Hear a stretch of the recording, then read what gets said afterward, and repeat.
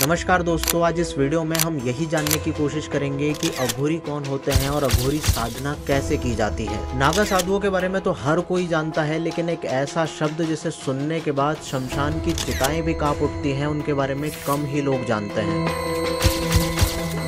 और वो शब्द है अघोरी, जो भगवान शिव के उपासक होते हैं। नरमुंडों की माला पहनने वाले ये अघोरी इतने शक्तिशाली और इतने चमत्कारी होते हैं कि ये आम लोगों से बात कभी भी नहीं करते, और यदि इनको गलती से क्रोध आ जाए तो ये किसी भी व्यक्ति को कहीं पर भी बैठकर कुछ भी कर सकते हैं। अघोरियों के बारे में एक और चीज कही जाती है कि ये सच में मृत आत्माओं को जगाकर उनसे बातचीत करते हैं और शमशान में उनके साथ रहते हैं। अघोरियों की साधना कैसे होती है और क्या सच में किसी व्यक्ति का मांस अघोरी खा लेते हैं, और अघोरियों का आज तक का इतिहास क्या रहा है। अघोर साधुओं के इतिहास के बारे में ये कहा जाता है कि भगवान शिव ने ही अघोर पंथ की उत्पत्ति की थी, और भगवान शिव के ही अवतार माने जाने वाले दत्तात्रेय को अघोर शास्त्र का गुरु माना गया है। और इसी के साथ साथ कीनाराम नामक बाबा की पूजा अघोर संप्रदाय के लोग करते हैं। अब आप सबसे महत्वपूर्ण पॉइंट ये जानिए कि अघोरी कैसे बनते हैं और अघोरी बनने के लिए सबसे बड़ी शर्त क्या होती है। अघोरी बनने के लिए आपको सबसे पहले आपके मन से घृणा निकालना पड़ता है।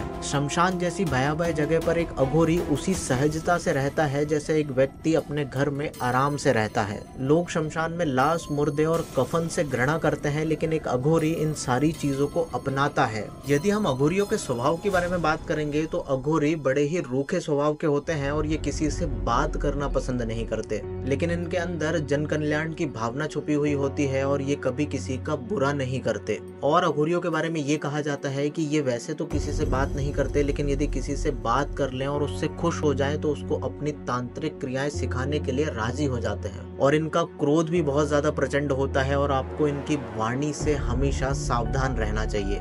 यदि अघोरी अपने सच्चे मन से किसी को आशीर्वाद दे दे तो वो व्यक्ति अपने जीवन में फलीभूत हो जाता है, लेकिन एक नुकसान ये भी है कि कुछ लोग इनसे मिलने के चक्कर में इनके आशीर्वाद की जगह इनसे श्राप लेकर आ जाते हैं और उन्हें अपने जीवन में बहुत सारी कठिनाइयों का सामना करना पड़ता है। अब आप ये जानिए कि अघोरियों की साधना कहाँ पर होती है। देखिए, अघोरियों की शमशान घाट में 3 तरह की साधनाएं होती हैं। पहली है शमशान साधना, दूसरी है शिव साधना और तीसरी है शव साधना। अब आप सोच रहे होंगे कि किसी भी शमशान में बैठकर ये लोग साधनाएं कर लेते हैं, तो ऐसा बिल्कुल नहीं है। कुछ विशेष स्थान होते हैं जहाँ पर ये साधनाएं करते हैं। उन विशेष स्थानों में भारत ही नहीं बल्कि एशिया का सबसे बड़ा शमशान साधना का केंद्र, जिसे कामाख्या देवी पीठ के नाम से जाना जाता है, इस स्थान पर सबसे ज्यादा अघोरी तांत्रिक पाए जाते हैं। इसके बाद है त्र्यंबकेश्वर, उज्जैन और बनारस में भी आपको तांत्रिक क्रियाओं के केंद्र देखने के लिए मिलते हैं। इन 3 साधनाओं में सबसे भयावह होती है शव की साधना, जो सामान्य तांत्रिक कभी नहीं करते हैं। ये साधना शव के ऊपर पैर रखकर की जाती है और इस साधना में अपने आप को पार्वती और नीचे रखे हुए मुर्दे को शिव के रूप में माना जाता है।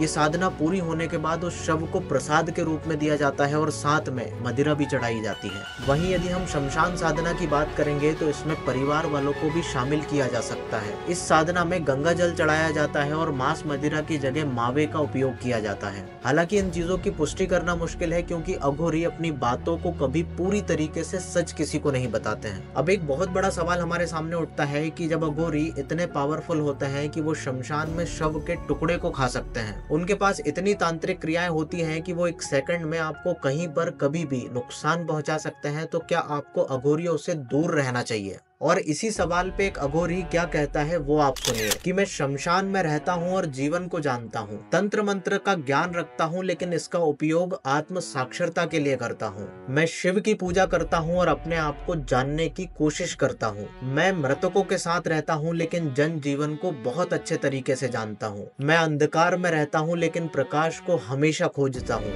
शिव से मिली ये शक्तियाँ सिर्फ साधना के लिए है, मैं कभी किसी को नुकसान नहीं पहुँचाता। ये लाइनें हैं एक अघोरी की, जिन्हें हम चैनल पर कभी नहीं ला सकते, बस इन लाइनों को सुन सकते हैं। अब आप ये जानिए कि अघोरियों की कितनी शाखाएं होती हैं, ये बहुत कम लोगों को पता होता है। देखिए, 3 शाखाएं आपको अघोरियों की मिलती है, जिसमें से सबसे पहली है औघड़, दूसरी है सरभंगी और तीसरी है धुरे। तीसरी शाखा को धुरे के भी नाम से जानते हैं। इन तीनों शाखाओं के लोग आपको अलग अलग जगह पर देखने के लिए मिल जाएंगे। इनमें से सबसे मुख्य मानी जाती है कामाख्या देवी, बनारस और उज्जैन। अब इस वीडियो में मैं आपको अघोरियों की कुछ ऐसे अनसुने रहस्यों के बारे में बताऊंगा जिनके बारे में आप शायद पहले से नहीं जानते होंगे। क्या आपको पता है अघोरियों के पास जो खोपड़ी होती है वो इंसान की असली खोपड़ी होती है और उसे कपालिका के नाम से जाना जाता है। इस खोपड़ी को कई सालों तक अलग अलग तंत्र विद्याओं से सिद्ध किया जाता है और ये वही खोपड़ी होती है जिससे अघोरी हमेशा साथ रखते हैं और इसी से पानी भी पीते हैं। अघोरी शमशान में मृत शरीर की आत्माओं को जगाकर उनसे बात भी कर सकते हैं और जो सिद्ध अघोरी होते हैं वो इन आत्माओं को अपने वश में भी कर सकते हैं। कुछ अघोरियों के बारे में ये भी कहा जाता है कि ये कच्चे शरीर के मांस का सेवन कर सकते हैं और अध जले शरीर के मांस का भी सेवन कर सकते हैं। लेकिन शव को खाने वाली ये चीजें कई जगह पर आज भी मिस्ट्री मानी जाती है कि कुछ लोग ऐसा बोलते हैं कि वो एक छोटा सा टुकड़ा खाते हैं। और अघोरियों का सबसे बड़ा रहस्य जिसके बारे में आज तक कोई पता नहीं लगा पाया है, कुछ लोग ऐसा मानते हैं कि अघोरी मृत शरीर के शव के साथ शारीरिक संबंध बनाते हैं। और इस वीडियो का सबसे बड़ा और सबसे अंतिम रहस्य कि जब एक अघोरी की मृत्यु होती है तो उसकी मृत्यु के बाद